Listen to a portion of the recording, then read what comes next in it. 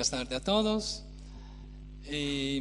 Después así tanto hablar de terapias, porque ahora hay en estos nuevos intereses de los psicodélicos, sobre todo hay el paradigma terapéutico, ¿no? Que por esto, que está bien, muy bien, pero ahora vamos a ver un rato los usos tradicionales, o por lo menos unos usos tradicionales, es decir, cómo usan estas plantas, estas fuentes visionarias, los grupos nativos, ¿no? Desde hace siglos, sino milenios, ¿no? Yo me ocupo principalmente de eso, que se llama etnobotánica de las plantas psicoactivas, ¿no?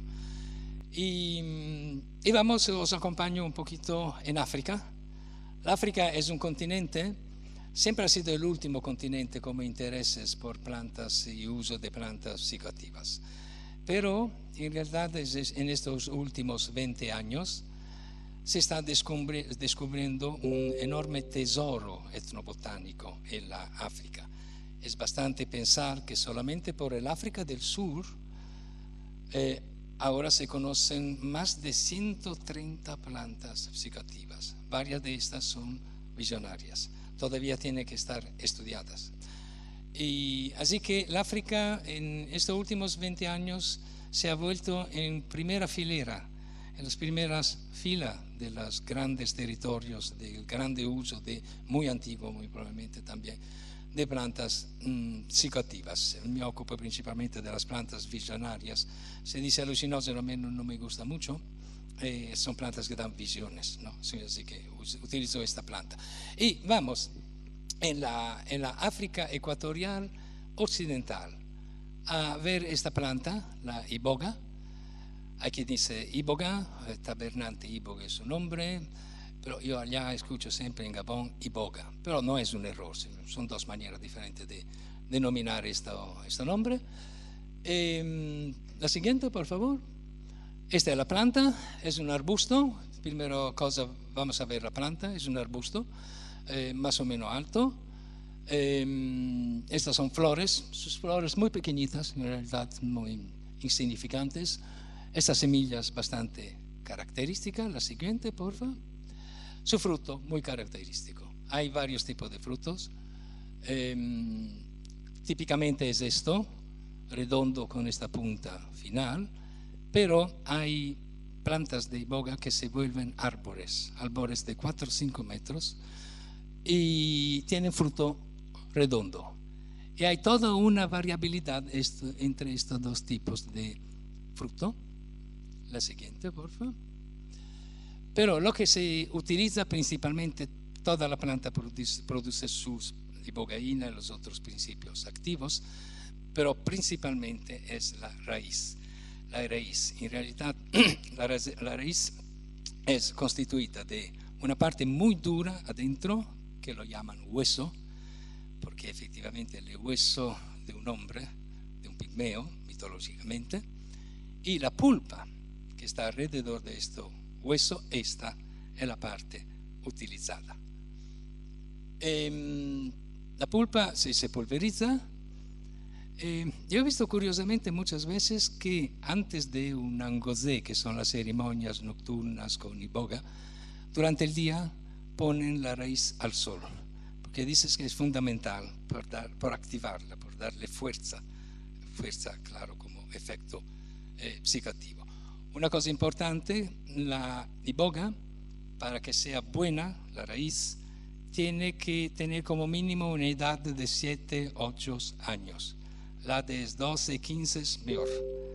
Por esto que la iboga que llega aquí, en Europa, como raíces, a menudo o casi siempre son débiles, porque ahora que hay una gran pregunta de iboga, es que en el Camerún, en el Gabón y otras áreas cultivan por los blancos, y ellos no están a esperar 7, 8 años porque quieren hacer dinero, ¿no? Así que nos venden en Europa una iboga de 3, 4 años que pero todavía no está madura.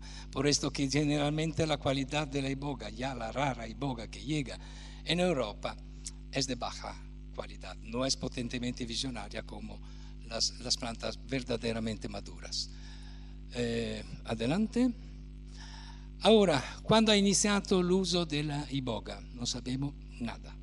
También porque en la selva tropical, la selva primaria es la selva que nunca ha sido cortada, ¿no? Cuando se corta, después se crece la selva secundaria. La selva primaria es difícil que permanezcan restos arqueológicos o algo así, así que no sabemos desde hace cuánto tiempo. La fecha más antigua de documentación de Iboga es 1861, así que es muy tarde el documento escrito. No conocemos nada de antes, pero hay que hacer una consideración, que hay unos animales que comen la iboga, la raíz de la iboga. Son estos, el gorila, el mandrillo, el istrix, ¿cómo se llama esto aquí? Los pigmeos dicen que han visto anche los elefantes arrancar proprio y comerse la raíz, y el pacoccio. Estos son lo que dicen los grupos étnicos, todos los grupos étnicos dicen estos. Pero por el gorila de monte, el grande, el más grande, hay estudios, observaciones etológicas, es decir, ha sido confirmado científicamente que efectivamente el gorila en varias áreas del Gabón arranca la raíz, se la come en enormes cantidades, se vuelve loco por días, y seguramente los etólogos, que son los estudiosos del comportamiento animal, han entendido que no es un comportamiento alimentario, no es por alimento que hace esto, ¿no? Así que muy probablemente es por emborracharse una palabra, vale. Pero desde esto, los cazadores, y quizás desde hace cuántos milenios, que son grandes observadores de los animales que cazan, ¿no?, se dieron cuenta de los comportamientos raros de estos animales, y de allí descubrieron las propiedades de la iboga. Esto es lo que dicen ellos, los varios grupos étnicos. Casi todos ellos dicen: mira, nos han enseñado la iboga los pigmeos, y los pigmeos lo han aprendido a partir de estos animales. Así que, si bien no tenemos ninguna documentación, no podemos probarlo, pero es muy probable que el uso de la iboga en África ecuatorial sea muy, muy, muy antiguo. La siguiente. Ahora, se está tallada, no se puede reducir porque veo que se cortan unas cosas. ¿Por qué en el mundo tradicional, por qué viene utilizada la iboga? Yo he pasado 30 años a estudiar la iboga en el Gabón, principalmente allí. He clasificado 4 tipos de utilizo. Por una parte, hay un uso, lo que llamo profanos, muy, muy difundidos, pequeñas dosis de iboga es muy estimulante. Hay que decir una otra cosa: la iboga, si bien es poco conocida en Europa, es uno de los grandes alucinógenos, de las grandes plantas visionarias, como el peyote, el San Pedro, los honguitos, la ayahuasca, estamos allí. Simplemente no es conocido. Y no solo tiene una otra característica, que tiene los efectos más largos de todos, 20-22 horas. También si tú tomas pocos, así que tú percibes poco, pero estos pocos son por 20-22 horas. Es el más largo en absoluto. Y bueno, pequeñas dosis son muy estimulantes, un poquito visionarias, pero muy estimulantes. Así que hay un utilizo profano, o por lo menos no ritual, como afrodisíaco o para esfuerzos físicos, lo que sea, ¿no?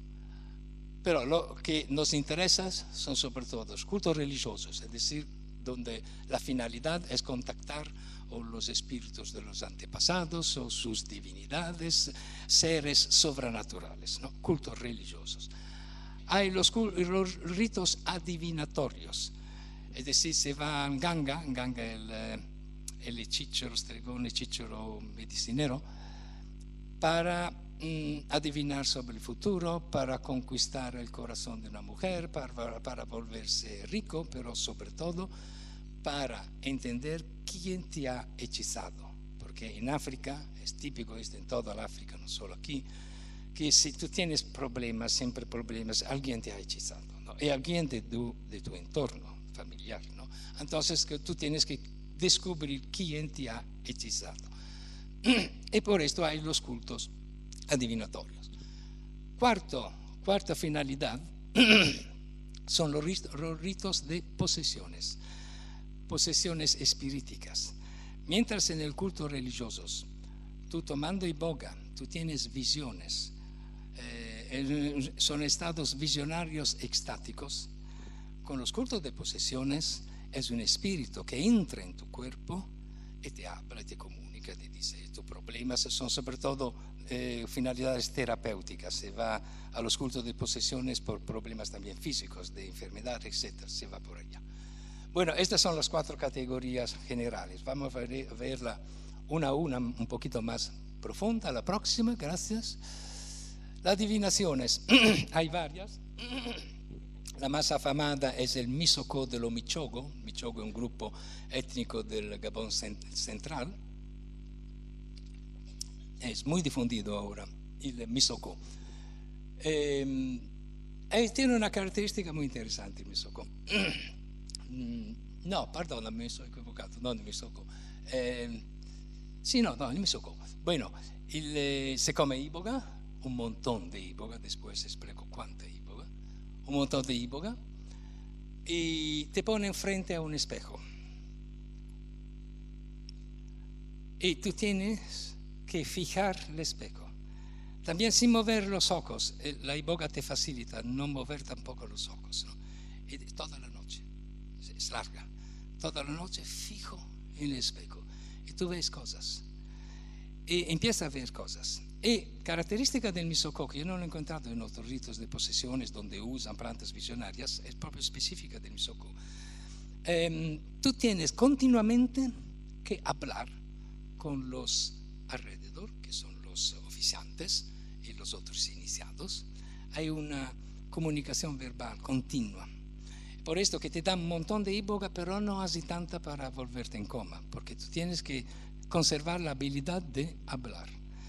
Y tú ves, empieza a ver, antes todos ves ti mismo, pero después, cuando llega la iboga, empieza a ver un montón de cosas, un montón de personas. Por ejemplo, la persona que te ha hechizado. Y tú tienes que decir continuamente lo que tú dices. Veo a este hombre, ¿quién es? ¿Lo reconoces? Sí, es esto aquí, mi hermano. ¿Qué está haciendo? Está abriendo una siesta. ¿Qué está dentro de la siesta? Los otros, ¿no? Es un continuo, así que también los otros influyen sobre tu visión.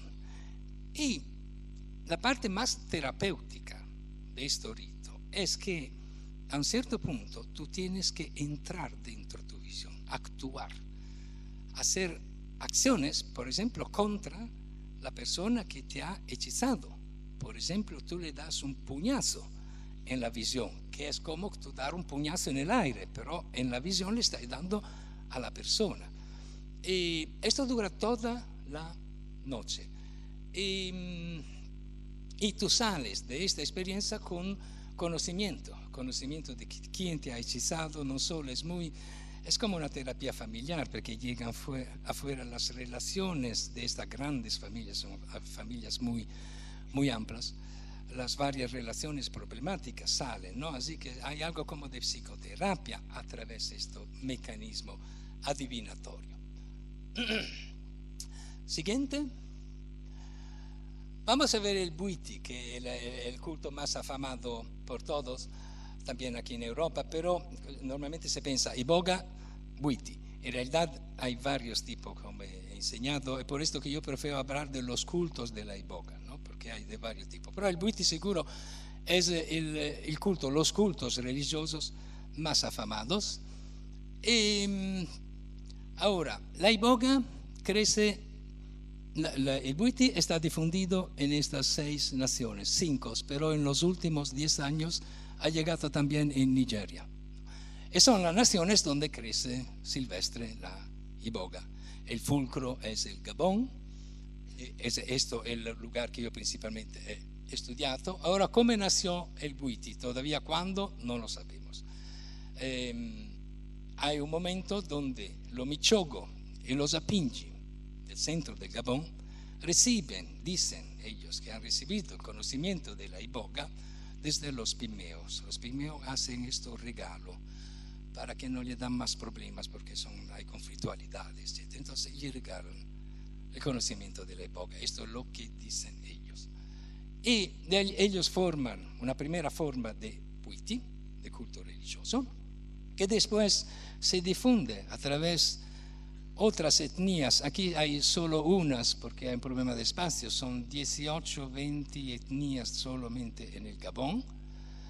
Sube el Bwiti hasta llegar a los Fang, que después lo vemos. Los Fang son los que sincretizan el Bwiti, es decir, el culto tradicional van a poner elementos cristianos. Así que hay un Bwiti tradicional de todas las otras etnias y un Bwiti sincrético que es el Bwiti Fang. Esto pasó cuando llegó al Fang, conocemos la fecha, estamos al final del 800. Siguiente. El primero Bwiti di Sumba. Esta palabra di Sumba, tú la escuchas en cualquier rito, en cualquier grupo étnico, sincrético o no sincrético, siempre escuchan los ritos di Sumba. Tú vas a preguntar qué es esto di Sumba, todo te contestan di Sumba es el origen, di Sumba es la origen. Y efectivamente es la primera forma de Bwiti entre los Michogo. Que esto sea verdadero, hay una cosa, en todas las comunidades budistas, sincréticas o no sincréticas, ellos hablan adentro de los ritos un idioma litúrgico lo llaman, que no es su idioma étnico. Y se ha analizado este idioma, que nadie entiende, tampoco los Banzi, los primeros iniciados de primer nivel, tampoco ellos los entienden, lo pronuncian, lo cantan, pero no saben el significado. Solamente los oficiantes conocen el significado de esto, y la mayor parte de palabras del Pope Napope, lo llaman los Fang, son palabras Michogo. Por esto que esta es una demostración que llega de los Michogos, el primero núcleo del Bwiti. En el Bwiti hay dos clásicos ritos en todos los Bwitis: la iniciación para entrar dentro a la comunidad y los ritos nocturnos que se hacen de noche, se come iboga, se baila, se danza por toda la noche. Durante la iniciación se come un montón de iboga, una cantidad absurda de iboga, y depende del tipo de etnia. Por ejemplo, aquí los Michogo tú no puedes tocar la iboga, es un otro que te la pasa, ¿no? Entre los Fangs te la pasan con una cucharita, entre los Misembe Baba, que son otras, eres tú, te sientes por la tierra y con las dos manos tomas tú la iboga. Esto, ¿no? Depende, es muy variada la asunción. Tiene sus cabañas, malamente veo que las imágenes son cortadas, tiene sus templos, que son cabañas, con un palo central, con un valor muy importante, este palo, que no solo sostiene técnicamente el techo. Vamos adelante. Llegamos a los Fang, llamados también en la antigüedad Pawin. Estos guerreros son guerreros que no vivían en Gabón, vivían en el Sahel, ahora todavía no se conoce exactamente dónde, pero en área del norte, Nigeria, por allá. Esta era su área, pero a mitad del 800 pasa que son guerreros, pero pasa que llega una población más fuerte de ellos, más fuerte también porque tienen el caballo, probablemente población ya islamizada, y que lo rechazan al sur, esta población de los Fang. Y esto escapan hasta que se encuentran al sur con la selva primaria y entran dentro para escapar, pero no conocen nada de la selva primaria. Y parece que hayan sido los pigmeos a ayudarlos, a enseñarlos de qué comer, cómo cazar, etcétera, cómo vivir, cómo sobrevivir en la selva primaria. Hasta que se han acostumbrado a vivir en la selva, se dividen en varios grupos, uno en el Camerún, en el Gabón, en la Guinea Ecuatorial, y se ha dicho un montón de cosas falsas de los Fang, por causa principalmente de los misioneros, por ejemplo, que eran caníbales, que no es absolutamente verdad. Por ejemplo, que eran monoteístas. Esto ha sido los misioneros buscaron en todo el mundo de convencer las poblaciones tradicionales que eran monoteístas, hasta el punto que ahora los Fang y los demás creen que siempre han creído en un solo Dios, pero ha sido esta forzada de los misioneros, ¿no? No es verdad que eran monoteístas, tenían su panteón divino, y no es verdad que en el Bwiti hacen sacrificios humanos, absolutamente. Vamos adelante. Hay que pararme un rato, hablar un rato de una segunda planta. La segunda planta visionaria más importante de toda la África ecuatorial se llama, aquí no hay nombre, Alcornea floribunda. Y Fang lo llaman Alan. Un otro nombre es Niando, muy utilizado, conocemos muy poco de esta planta. Se utilizan las raíces.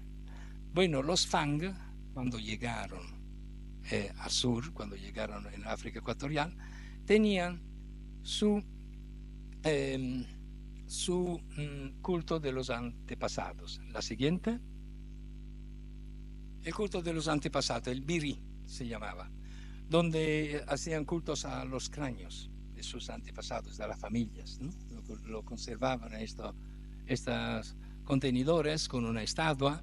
Las estatuas del Biri son muy afamadas, todos los museos etnográficos del mundo la buscan y la conservan, son muy bonitas, pero lo que es importante es el contenido, que son los cráneos. Y ellos tenían un rito de iniciación cuando un joven tenía que volverse adulto, ¿no? Entonces el rito del Biri, y en este rito utilizaban, como utilizan todavía ahora, como planta visionaria el Alan, esta planta aquí. Bueno, entonces los Fang llegan del norte, escapan, llegan dentro de la selva y tienen con su culto de los antepasados y con su planta visionaria. Ahora, ¿qué ha pasado? La próxima. Ha pasado que los Fang, llegando por allá, encontraron, tenía su Biri, el culto de los antepasados. Te ponen, yo sé algunas cosas, durante la visión del Alan te ponen la calavera, el teschio, el cráneo de tu antepasado, y tú tienes que fijarlo y te habla de la familia y de todo, ¿no? Este es el mecanismo del rito iniciático. Bueno, ellos tienen su culto de Biri, encuentran el Bwiti tradicional de los Michogo y encuentran, porque ya estaban los misioneros, el cristianismo. Ellos hicieron una mezcla que inicialmente tú dices, ¿este qué es? Una pantomima de esa. Es una broma, pero en realidad es una mezcla muy, muy lista, una mezcla de estos tres cultos, y crearon el Bwiti Fang o Bwiti sincrético, con uso de la boca. Así que los Fang, ellos dicen, los Fang, budista Fang, dicen, nosotros tenemos tres sacramentos, el Alan, el Iboga y la hostia católica, ¿no? Mezclados. Seguimos. Ahora, en la primera fase del Bwiti Fang, Bwiti sincrético, esto fue un gran desafío para los misioneros, que ya luchaban contra los cultos paganos, ¿no? Que los cultos paganos son paganos pero cristianos, simplemente son cultos tradicionales. Ya luchaban contra estos, y verse que se crea un culto con elementos cristianos, ¿no? Esto por ellos fue un desafío. Así que en los años 30-50, en la historia del Bwiti Fang, pasan malos problemas, pasan las persecuciones físicas también. Queman y son los misioneros, son los misioneros que organizan esto. Queman los beña, los templos, queman los gombi, que son las arpas sagradas, después la vemos, el instrumento musical fundamental del Bwiti, y matan personas. Así que los budistas tienen sus mártires. Aquí hay una lista de unos mártires, los más afamados. Cada año en Cocobiche, en el norte del Gabón, grupos de budistas Fang de todo el Gabón del norte van una noche alrededor de la tumba de uno de estos mártires y toman iboga y danzan y cantan, hacen un gozé por los mártires. Afamado es Mban Zambiavanga, el segundo, todos lo conocen. Es afamado sobre todo por la brutalidad con la cual fue matado. Le clavaron un clavo dentro al cráneo. Así que muy brutales, hay una represión muy brutal, pero el Bwiti sobrevive, se esconde adentro la selva primaria, que es imposible caminarla. Hay árboles altos 60-70 metros, es muy complicado llegar allí, así que se escondieron por allá y se ha conservado hasta que ha pasado la fase de las persecuciones. Y vamos, adelante. Bueno, en los años, qui nuevamente cortado, en los años 50, 60, empiezan a aparecer adentro al Bwiti las varias comunidades, hay varias, se dice sectas, a mí no me gusta usar sectas, ramas, corrientes, ramas, ¿no? Adentro al Bwiti Fang, y no solo Fang, también en Bwiti tradicional. Y empiezan a aparecer personas que lo llaman los grandes profetas, los profetas de la grande reforma budistas. Particularmente Obama ella, el cual es un visionario, que comía época continuamente, tenía visión y tiene una iluminación. Dice, nosotros tenemos que abandonar definitivamente en nuestro Bwiti el culto de los antepasados. Porque, ¿qué pasaba? Por ejemplo, cuando construían un templo nuevo, los budistas en el Akun, este palo central que he dicho es un palo simbólico muy importante, abajo del Akun ponían un cráneo de sus antepasados, que es de culto del Biri. Y cuando los misioneros quemaban los abeñas, encontraban el cráneo, decían sacrificios humanos, pero no es sacrificios humanos, era un malentendimiento, pero claro, un malentendimiento intencional, porque para los misioneros era mejor, ¿no?, acusarlos de sacrificios humanos. Así que estos profetas entienden que el Bwiti tiene que abandonar la parte de los cultos de los antepasados. Él abandona. Este hombre se va por todo el Gabón, todas las comunidades a decir su profecía, y todos lo siguen. Así que rechazan, quitan el culto de los huesos. Y los antepasados no es que han desaparecido, los antepasados se han vuelto en santos en un sentido cristiano. Así que sigue a estar el culto de los santos, que son los antepasados, ¿no? Y esto revoluciona el Bwiti. O segunda cosa que revoluciona el Bwiti es abrir el Bwiti a las mujeres. Porque todas las otras etnias, en el Bwiti era masculino y sigue a ser masculino. Solamente los hombres pueden entrar. Las mujeres tienen sus ritos, ¿no?, otros ritos, pero en el Bwiti es masculino. Los Fang abren a las mujeres, así que son cultos ahora, comunidades mixtas, no solo, yo he visto siempre más mujeres que hombres, le gusta mucho a las mujeres, del Bwiti Fang, estoy entendiendo. Esta cosa de abandonar el culto de los cráneos y abrir a las mujeres crea una revolución interna al Bwiti que se ha fortalecido hasta llegar hoy en día, difundido muchísimo entre los Fang. Y en el Bwiti no hay solo los pobres, hay gente de alta jerarquía de la sociedad gabonesa. Siguiente. Nuevamente cortado mucho. Como he dicho, en el Bwiti tradicional, también a mayor razón en el sincrético, hay muchas ramificaciones, ¿no?, es decir, con diferencias. Siempre Bwiti, pero lo hacen de una manera u otra manera. Aquí hay he dibujado, creo que ninguno hoy conoce exactamente esta ramificación, es muy complicada y continuamente se mueren y se forman nuevas ramas, ¿no? Esto es lo que yo he empezado un poco pero no es completo, solamente en la simplificación. Esto de aquí son los cultos más marianos, es decir, los cultos más sincretizados con el cristianismo. La diferencia entre estos, sobre todo, el nivel de sincretismo con los símbolos, valores cristianos. hasta llegar a la iglesia romana de San Pierre de Jerusalén, que es mariano, son cultos a la Madonna, ¿no? Donde la persona, que no es la verdadera Madonna, el sincretismo es algo por lo cual si tú ves Madonna no tienes que pensar a nuestra Madonna, ¿no? Madonna esta es la Ñingone, la madre de la raza negra, es decir, hay un sincretismo de figuras, ¿no? Así que Madonna entra entre comillas, ¿no? Como cosa. Aquí hay una cosa muy interesante, que yo la encuentro como una de las cosas más fascinosas que encontré estudiando el Bwiti. Es decir, ¿por qué estas diferencias? ¿Qué son estas diferencias? Entonces, cuando uno en la iniciación toma un montón de iboga, tiene su visión muy larga y ve cosas.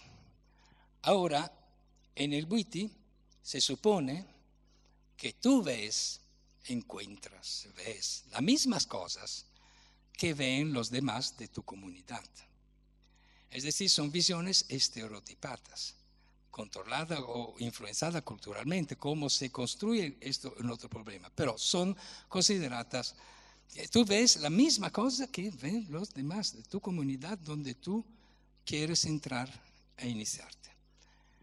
Y efectivamente, cuando tú te despiertas de tu visión, los combos, que son los oficiantes, te preguntan, entonces, ¿qué tú has visto? ¿No? Y te hacen preguntas muy detalladas. ¿Qué color tenía esta ruta?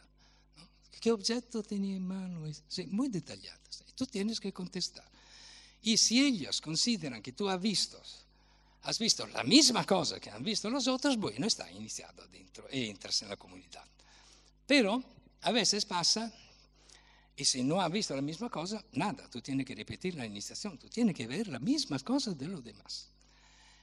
Pero a veces pasa que uno, que no lo aceptan porque no ha visto la misma cosa, pero cree en lo que ha visto.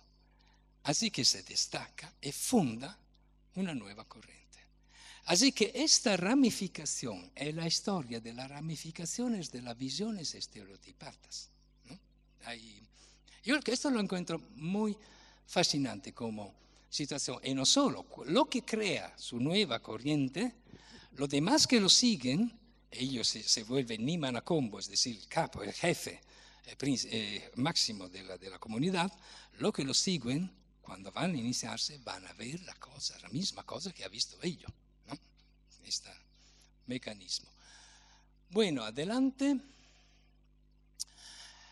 Hay estos templos, Banja o Abeña, todas las aldeas, desde los pobres, como que son cabañas, hasta están cerca de Libreville, los más ricos, la comunidad es más rica, se la construyen ahora en muro, solo en algunas cosas parece una iglesia, hay un altar, pero el tabernáculo, pero en realidad es diferente la estructura del templo y la estructura de un hombre. Representa un hombre, el fuego, el corazón, etc. Como he dicho, no solamente los pobres son budistas. Ahora, y siempre más, los budistas son oficiales, jerarcas económicos, militares, de la policía, están allí adentro. Por esto que el budismo es tan fuerte, es difícil, es un problema también por los políticos, porque no pueden irse demasiado contra a la iglesia, en una guerra terrible entre iglesia y guerra no más física, pero una guerra ideológica, territorial. Pero los budistas son una gran saca electoral también, ¿no? Por esto que se lo tienen bueno. Yo varias veces he pasado una noche un angosé con toda la comunidad, todo con la ropa de la comunidad, y bueno, cuando me voy aquí a cambiar entre los hombres y veo que los demás se cambian, hay algunos que son jefes militares, se pone la funda, la pistola en la funda y hay la jeep que lo espera por irse al trabajo. Pero es que está todavía en Iboga, porque en Iboga he dicho 20, 22 horas, ¿no? Así que todo el día también tú sigues a tener efectos de la Iboga. La siguiente, como he dicho, el palo central, Akun, es un palo muy importante también en los cultos, en el Bwiti tradicional. Es lo que sostiene el techo, pero es el palo a través del cual pasan las entidades sobrenaturales suben y bajan para participar ellos mismos a las gozé, a las ceremonias nocturnas, y a seconda de cómo es tallado y colorado, yo reconozco la corriente, la rama específica del Bwiti. Esta es el Ndeakanga, es la comunidad que más he conocido, con la cual también me fui iniciado, porque ellos, la primera cosa me dijeron, si tú quieres estudiarnos, tú tienes que pasar a través de la iniciación, ¿no? Porque eso fue una condición propia para poder entrar, estudiarlos. Es muy cristianizada. Siguiente. Cada rama tiene su ropa, varias, ¿no? Puede ver, es de la Ndeakanga, blanco generalmente, aparte el viernes que es azul, el color es de la ropa. También de esto se reconocen las diferentes ramas. La siguiente. Ahora hablo un poquito de la iniciación porque es el núcleo, es lo que te da el credo. La grande visione, Yen, te da el credo al budista, ¿no? Después que tú crees lo que has visto, ¿no? Y se funda todo el Bwiti sobre esta grande visión con una planta visionaria. Esto es imprescindible. Ahora, la cantidad de iboga, bueno, la raíz, 1 o 2 cucharitas de café, es un efecto estimulante, ya empieza un poquito visionario, pero sobre todo estimulante, y es la dosis que usan en las gozé, en las ceremonias nocturnas normales. Para nuestra medida de concepto de psicodélico, una cantidad como 8, 10 gramos, es una fortísima experiencia psicodélica, fortísima, como 500 microgramos de LSD, para decirte el nivel de potencia. Bueno, en la iniciación, a mí me han dado a comer 400 gramos de iboga. Solamente 12 horas para comerlo, todo esto. Y 400 gramos por los médicos occidentales son bastantes para matar varias personas, no una, varias. Pero ellos conocen una manera maravillosa, que nadie ha estudiado todavía, maravillosa, de manera de introducir esta iboga en tu cuerpo con mucho tiempo. Hay personas muy gordas que llegan a comer hasta 1 kilogramo de iboga. Ellos necesitan 20 horas solo para comer la iboga, ¿no? Y ellos conocen una manera maravillosa de introducirte toda esta cantidad sin que tú pases por allá, ¿no? En realidad, yo he entendido también, por cómo lo he experienciado, yo también después iniciado, yo pude ver los otros que se iniciaban. Ellos te ponen efectivamente cerca de tu punto de muerte, muy en cerca. Pero no va. Para ellos es un problema, más a manos que comes iboga, la iboga te anestetiza todo. Empieza con la boca, después las extremidades, te anestetiza todo. Tu cuerpo se vuelve frío, esta cantidad estoy hablando, se vuelve rígido, ¿no? Y hay el Nimana Kombo, que es el jefe de los combos, son los oficiantes. Hay Nimana Kombo que danza alrededor de ti con una aguilla, para coser, ¿cómo se llama? Aguja, gracias. Con una aguja, ahora de metal, de los blancos, sino antes. Y te pica para ver el nivel de anestetización. Lo último, te lo pone aquí, dentro, bastante interior. Yo por unos 7, 10 días después percibí esto. Y si tú no reaccionas más, se paran a darte iboga, ¿no? Así que es muy importante, te acercan verdaderamente a tu punto de muerte. Y después lo vemos como tu alma, llamémoslo así, pero es una palabra occidental tu alma se destaca del cuerpo y empieza tu viaje.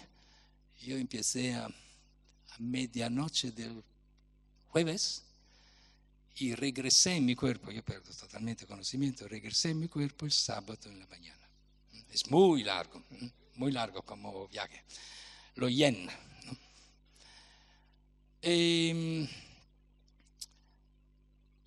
Bueno, los fang te ponen en una silla, poquito de sangre, te lo ponen allí, tú tienes que sentarte en esta silla cuando inicia la comida de la iboga. No tienes que moverte. También los ojos, tú tienes que elegir un punto fijo. El único movimiento es cuando un combo te hace esto. El único movimiento permitido es esto. Y ellos con una cucharita te ponen en la lengua un poquito de iboga. Después regresa a tú. Esto por 12 horas, ¿no? Bueno, ¿qué decir de más de la iniciación? Vamos a ver cómo la próxima. Bueno, hay dos instrumentos musicales principales en el Bwiti, que son el mongongo, el arco sonoro, un arco, algo así, y la arpa, ngombe, la arpa a 8 cuerdas. Esto es el símbolo del Bwiti, esta arpa.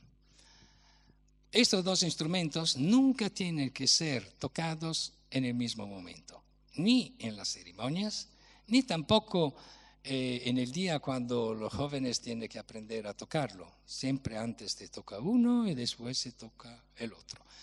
Y esto tiene su sentido porque estos dos instrumentos son dos llaves con funciones opuestas. Es decir, cuando en la iniciación que tú has comido toda la iboga, ella tú ha perdido conocimiento. Ella ha probado el Nimarakombo, stop iboga, ¿no? A este punto tú has perdido conocimiento, pero falta algo porque tu ánima se destaca del cuerpo para irse a viajar. Y es el mongongo. Llegan aquí cerca de tu oreja, empiezan bom, bom, bom, bom, bom. Y este mongongo, ellos retienen que es el mongongo que hace la operación de destaco del alma del cuerpo, así que se puede viajar. Al regreso, después de las 70, 72, 80 horas, ¿no?, de tu viaje, que te recolocan el cuerpo, tú no ves nada porque tú has perdido conocimiento, te recolocan el cuerpo en la pequeña silla, en la misma posición, y por el otro lado, la ngombi empiezan a tocar, porque es esto, ellos consideran que es esto que te regresa del otro mundo, la alma.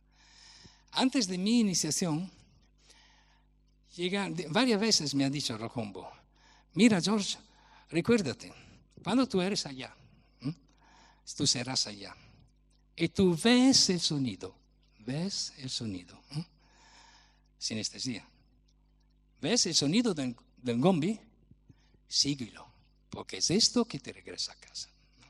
Y efectivamente tengo que decir que pasó algo así, es decir, en mi viaje sideral empiezo a ver truenos de esto, que iban en sentido opuesto de donde yo, ¿no? Que truenos de ngombi. Oh, qué bonitos, hasta que me recuerdo, esto todo en la visión, ¿no? Me recuerdo que yo tengo, y me arranca uno de estos sonidos, y empieza un regreso muy largo, hasta que empiezo a percibir nuevamente esta realidad. Así que son dos llaves musicales fundamentales del Bwiti, ¿no? Y nunca pueden ser tocadas claramente juntos, porque son claves opuestas. Adelante. Bueno, las ngozé, estas ceremonias nocturnas, como he dicho, aparte la iniciación se hace una vez en la vida, nada más. La iniciación es un subidón muy fuerte.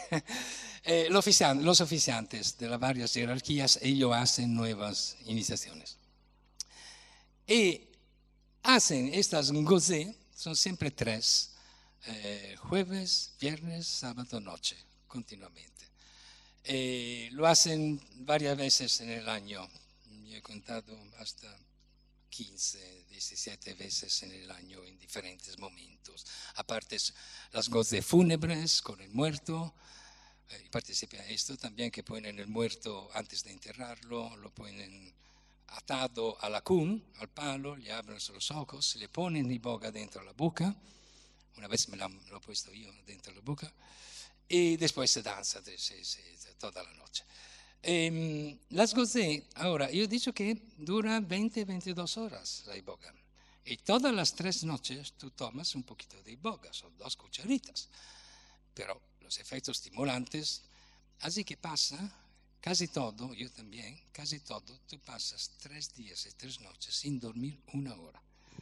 Todos caen totalmente al domingo, ¿no?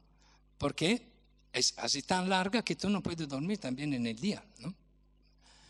Ellos lo llaman el sacrificio, ¿no? Porque tiene un sentido cristiano, esta es la influencia cristiana, obviamente, del sacrificio. Y danzan y bailan. La primera parte es la del mongongo, se suena que tiene temas de la origen, de la creación del mundo, de la creación del hombre, etc. La segunda parte es la del mongongo, de la arpa, que tiene como tema la muerte, la resurrección, el yen, que es la muerte. Tú cuando te vas por allá, es considerado una muerte. Es por esto que los budistas se consideran muertos vivientes, ¿no? Porque ya tú has muerto, ¿no? En tu viaje. Porque ya tú fuiste en el otro mundo. Vale, siguiente. ¿Cómo vamos con el tiempo para entender? ¿Perdón? La comunión, el Buiti es sincrético con el cristianismo, así que se hace la comunión 7-8 de la noche, antes de iniciar la Angosé. Se hace la comunión clásica, donde al lugar de la hostia hay la iboga con la cucharita, la misma cucharita para todos, no te digo, va bene. Para mí, por respeto, la limpiaban así. Para decir, vale. Esto, una cosa interesante, la siguiente.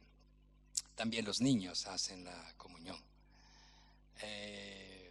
Todos tipos de niños. Yo he visto también mamás con el niñito neonato que mama, que llegan, hace la comunión, ella destaca la boca de la teta y le mete simbólicamente un poquito de iboga anche al neonato, ¿no? La iboga es muy amarga, la llaman la fiel de Dios, ¿no? Para decir, amarguísima. Pero ya la primera cuchara es anestética, así que te anestetiza la boca, así que no escucha más el sabor amargo. Y la iboga a los niños parece un escándalo, pero un escándalo segundo nuestros metros culturales occidentales, pero yo lo he visto en muchos otros lugares, también con la ayahuasca, también con el peyote. A los niños les dan las mismas plantas visionarias de los adultos, siempre. Yo lo he visto, es una cosa normalísima. Claro, con su dosis, ¿no? Pero ellos conocen muy bien qué dosis dar al niño, ¿no? Es decir, así que es solamente nuestro problema cultural occidental esta cosa. No creo que hay que escandalizarse. Ellos empiezan a acostumbrarse. Los niños no tienen que participar, porque hay todo un rumbo en la noche. Muy preciso, se sigue, se danza en la mañana. Los niños no tienen que. Poco después tú lo ves, todo en estado visionarios, en varios lugares. Yo me recuerdo también en Pucallpa, pero esto antes de la llegada de la ola de la ayahuasca globalizada. Estamos al inicio de los años 80, cuando encontré a Pablo Maringo.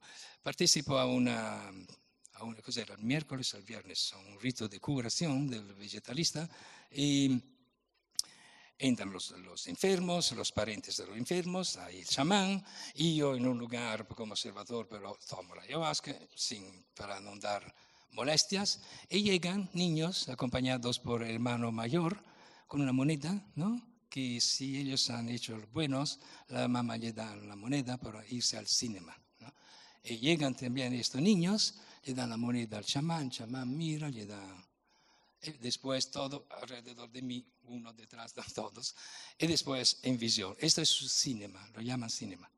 Es el cinema en la selva, ¿no? Yo lo he visto.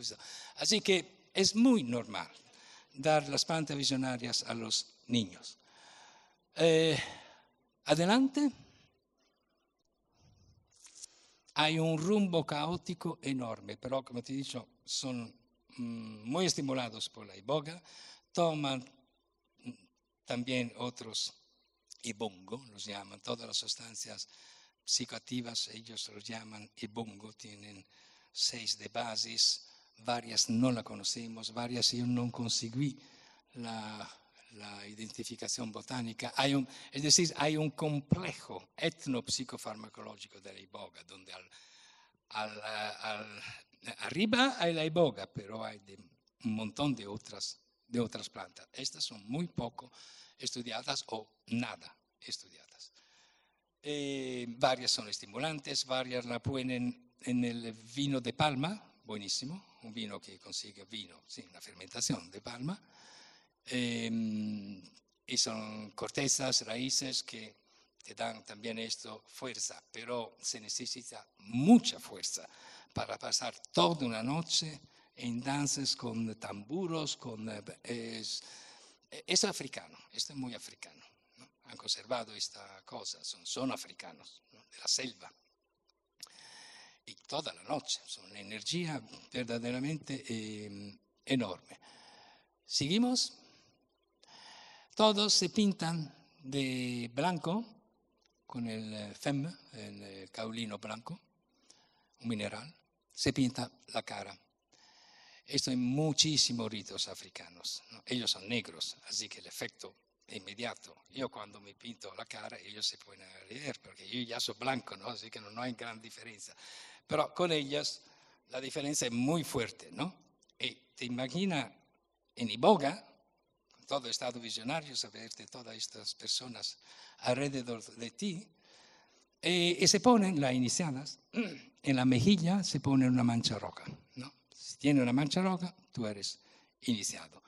Si no, no, porque en las gozé, a diferencia de la iniciación, que solamente los iniciados pueden participar, en las gozé pueden participar también personas no iniciadas. Este es el mecanismo para hacer de manera que personas se acercan a la comunidad, miran, ¿no? Le gusta, le da un poquito de iboga, no la iboga de la iniciación, y cuando le gusta, pregunta de entrar en la comunidad a través de la iniciación. Una cosa que he escuchado, aunque también esta es maravillosa, yo encuentro que esto me lo han dicho los Kombo, el Nimana Kombo, el jefe de los Kombos, ¿no? Cada nivel hay los Banzi, los iniciados, yo soy Banzi iniciado normal, hay varios combos y hay el Nimana Kombo, el jefe de la comunidad. Y a cada nivel uno adquiere más conocimiento del Bwiti, ¿no? Y hay lo que ellos llaman el conocimiento último del Bwiti, que lo tiene solo el Nimana Kombo. Tampoco los otros combos conocen, no se sabe, y no preguntarlo a mí, porque yo no lo sé cuál es. Pero pasa esto, cuando el Nimana Kombo viejo, que va a morir, ellos deciden quién de los combos va a volverse el próximo Nimana Kombo, no le comunica el conocimiento último de la iboga, muere.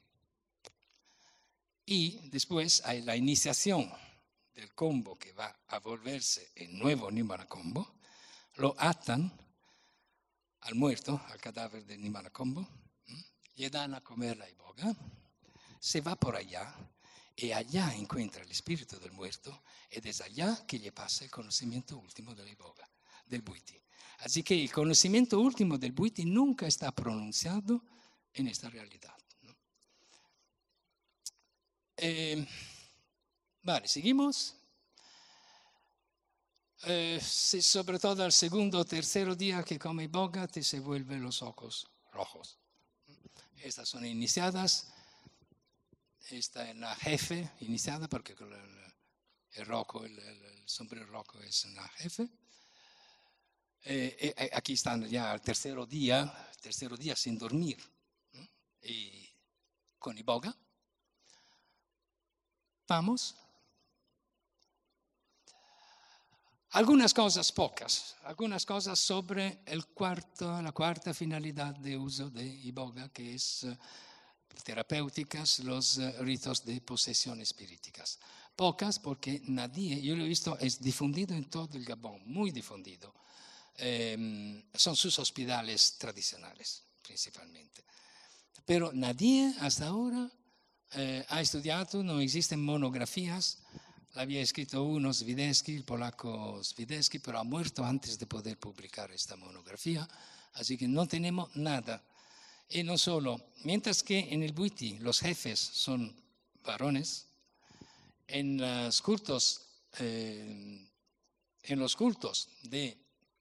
de posesión son las mujeres que guían.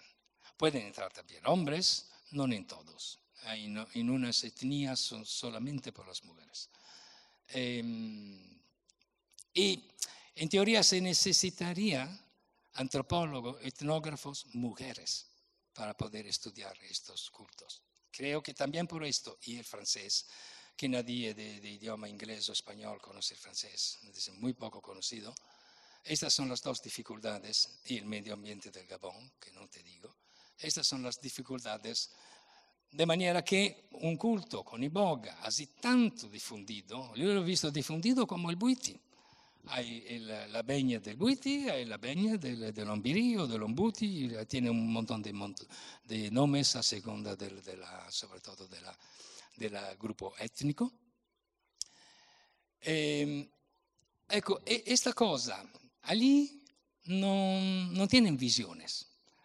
Esta es una cosa muy importante. Bueno, me meto al final, pero solamente lo indico, pero es una cosa muy importante. En los estados modificados de conciencias, a través del uso de plantas visionarias, generalmente en el mundo hay dos tipos de tipología de experiencias. Una es la visionaria estática, que puede ser más parecida a lo que nosotros, con nuestra experiencia psicodélica, conocemos, ¿no? Más de este tipo. La otra, muy difundida también son los estados de trance, donde tú no tienes visiones, ¿no? Un espíritu, pero percibe un ser sobrenatural, un espíritu que entra en ti. Y a veces tú empiezas a moverte, pero cuidado por espíritu. Todos los ritos afro-brasileños o afro-cubanos, la umbanda, el candomblé, todo esto, ¿no? Aparte que hay ahora, adentro allí hay también uso de plantas psicoactivas, la yurema, el umandaime con la ayahuasca, etc. Ahí empieza la mezcla también allí. Pero lo importante es el concepto, ¿no? Son dos tipologías difundidas en todo el mundo. Cómo se produce una o la otra es difícil, es una cuestión muy cultural, probablemente. Es decir, cuando uno va en el Ombudi o en el Ombiri, uno o una, ya sabe que es un espíritu que le entra, ¿no? Y cuando tú vas en el Bwiti, tú ya sabes que es un viaje en el otro mundo, ¿no? Que es una subida del cuerpo, ¿no? Yo lo he visto, puedo paragonarlo con una NDE, Near Death Experience, la iniciación al Bwiti, pero también una OBE, Out of Body Experience, porque cuando inicia el viaje, con mongongo, tom, y tú empiezas a salir de tu cuerpo, yo me recuerdo bien, y también otras personas lo dicen, que tú ves tu cuerpo con los combos alrededor, tú ves, esta es más una OBE, Out of Body Experience. Pero siempre de estado visionario extático, ¿no? Bueno, no puedo decir más de esto porque he dicho no sabemos más. Sería interesantísimo estudiarlos. Hay como 40 umbirí, los umbirí son los espíritus de la selva, del agua, del río, etc. Depende del tipo de enfermedad que es la que cada espíritu da la enfermedad, pero cura la enfermedad, ¿no? Lo mismo. Es este espíritu, tú estás enferma de esta enfermedad, es un específico espíritu que entra en ti y a través de este mecanismo no solo te cura definitivamente a tu problema, no solo tú ahora como iniciado, te vuelves a curar los demás de este tipo de enfermedad, ¿no? Este es el mecanismo por lo menos en el ombudi, en el ombirí, etc. ¿Qué decir? Última cosa, la próxima. Sì, non solo. Un'altra cosa interessantissima dell'ombudi, dell'ombirí, ellos comen iboga, es decir, comen el ecasso, lo chiamano ecasso in francese, ecasso. Siempre hay la iboga, pero hay otras cosas, hay otras plantas. Yo he sido capaz de determinar estos dos. Muy interesantes son los costos que ahora tengo en mi jardín. Sí, muy interesante. Yo tengo duda que todas las especies de costos sean visionarios, porque ellos dicen que esta comida solo ya es visionaria por sí misma, ¿no? Pero aparte de esta poca palabra que estoy diciendo yo, y ya ha sido tanto la individuación botánica, ¿no? Por el resto no conocemos nada. Y hay como más de 100 plantas que ponen adentro del caso. Es un poquito como la ayahuasca. Hay la ayahuasca con las dos plantas y conocemos que hay ahora, son contadas hasta 120, me parece, plantas que se ponen adentro cuando se cocina la ayahuasca, de las cuales la mayor parte todavía seguimos a no conocer nada. Así que puede ver que también en un sentido etnobotánico, cuánto todavía hay que estudiar, descubrir, irse por allá. Y la última, porfa. Yo tengo que decir una cosa. Yo inicié en 1991. La última vez me fui hace 2 años, Navidad de 2222, y fue la última. Fue la última porque tengo demasiado pelo blanco para enfrentarme con un medio ambiente, con una situación maravillosa, pero durísima. Dura. No como relaciones humanas, problemáticas como relaciones humanas, pero no hay problema de violencia, no es esto absolutamente. Problemática porque el hombre negro africano es muy problemática la relación con el hombre, con el blanco, como nosotros somos problemáticos, es decir, no es un su problema, pero es problemática la relación, no solo problemática el medio ambiente, con un montón de enfermedades.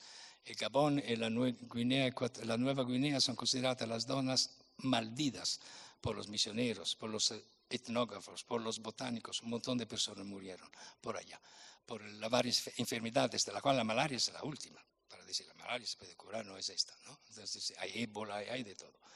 Bueno, así que yo tengo demasiado pelo blanco.